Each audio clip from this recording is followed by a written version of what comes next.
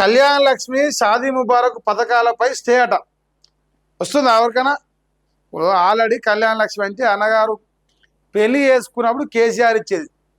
ఒక ఆడవిల పెళ్ళి అయిన 10 రోజులకో 20 రోజులకో నెల రోజులకో కల్వకుంట్ల చంద్రశేఖర్ రావు ఆయన కళ్యాణ లక్ష్మి పైసలు ఇచ్చేది. రేవంత్ అన్న ఏం చెప్పిండు, ఆయన ₹1,00,000 ఇస్తాడు, నేను 1,00,000 తులం బంగారం కలిపేసి ఇస్తాడు కళ్యాణ లక్ష్మి కింద. 1,00,000 తులం బంగారం దేవుడేరు కానీ ఉన్న 1,00,000 ఇస్తానట. తులం బంగారం ఇచ్చినాను ఎవరికైనా చెప్పురిస్తే. 8 జీవోల అమలు నిలిపివేత, లబ్ధిదారులకు చెల్లింపులు చేయరాదని చెప్పినట్టు హైకోర్టు. కళ్యాణ లక్ష్మి షాదీ ముబారక్ పథకాల అమలును నిలిపివేస్తూ హైకోర్టు మధ్యంతర ఉత్తర్వులు జారీ చేసినాయి. ఈ పథకాల అమలు నిమిత్తం 2014 నుంచి జారీ చేసిన 8 జీవోల అమలుపై స్టే విధించింది.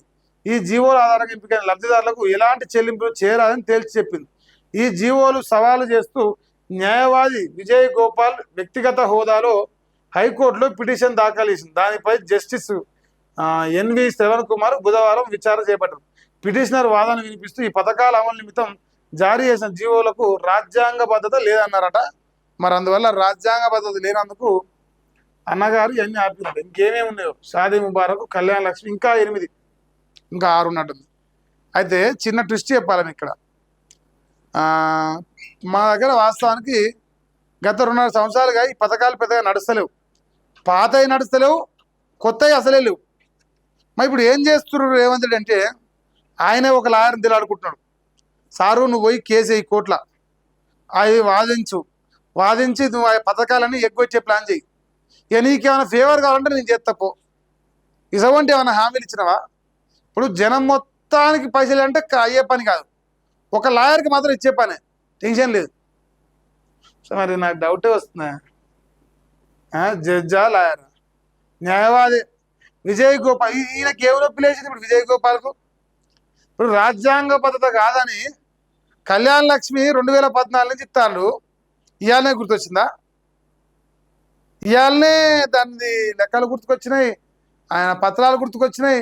ఇది రాజ్యాంగబద్ధం కాదని గుర్తొచ్చింది. ఎందుకంటే 2.5 సంవత్సరాలు అవుతుంది ఎగ్గొట్ట వచ్చి.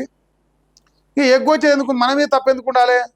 ఇగో హైకోర్టే స్టే విధించింది, మాకేం సంబంధం చెప్పాలి. రేపు ఈ పెళ్ళిళ్ళు చేస్తారు, ఇప్పుడు ఈ లగ్గాలని అంటారు కానీ ఇప్పుడు నెల రోజుల దాకా దండిగా పెళ్ళిళ్ళు ఉన్నాయట.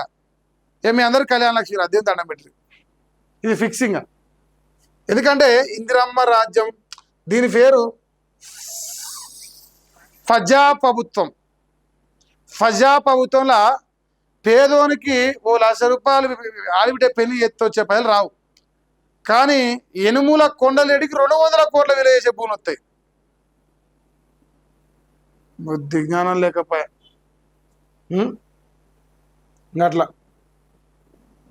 ఇంకా 1,100 కోట్ల PF స్కామ్ అటనే.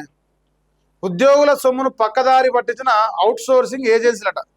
ఆడిటింగు, ఆధారు సీడింగ్లో బయటపడ్డ భాగవతం. రాత్రికి రాత్రే బోర్డు తిప్పేసిన వందలాది ఏజెన్సీలట. అప్రమత్తమైన రాష్ట్ర ప్రభుత్వం కఠిన చర్యలు తీసుకొని PF కమిషనర్కు సిఫార్సు చేసినట. అయితే రాష్ట్రంలో అవుట్సోర్సింగ్ ఏజెన్సీల అక్రమ భాగవతం బట్టబయలేదు. ఇప్పుడు ఉద్యోగస్తులందరికీ ఐడియా ఉంటుంది.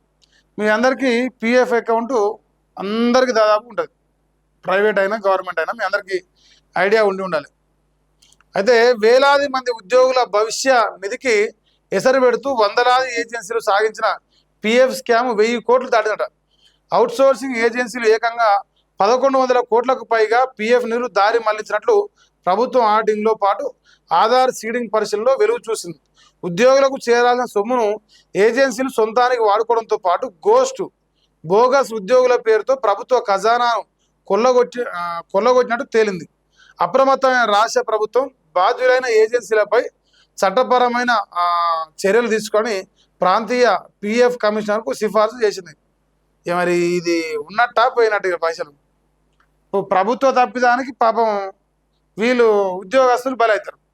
రేవంత్ అన్న అంటాడు ప్రభుత్వం చాలా అప్రమత్తమైంది, ఇప్పటికిప్పుడు రాత్రి అప్రమత్తమై ఇప్పుడు వాళ్ళందరి పైసలు 1,100 కోట్లు రికవరీ చేసే ప్లాన్ చేస్తున్న ఏజెన్సీలు అన్నింటినీ కేసులు పెట్టో కొట్టో తిట్టో మన పైసలు మనకి ఇప్పిస్తారట.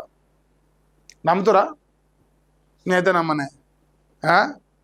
సో ఇప్పుడు ఉద్యోగం చేసుకుంటా పిఎఫ్ అకౌంట్ ఉండి మీరు ప్రైవేట్ ఏజెన్సీలకు అప్పచెప్పిన వాళ్ళు ఉంటే జర్ర దేవుని దండం పెట్టి గాలి దీపం పెట్టుకొని మీకు వస్తాయా రావని తెలియదు. 1100 కోట్లు అలా మీ పైన కూడా ఉన్నాయి.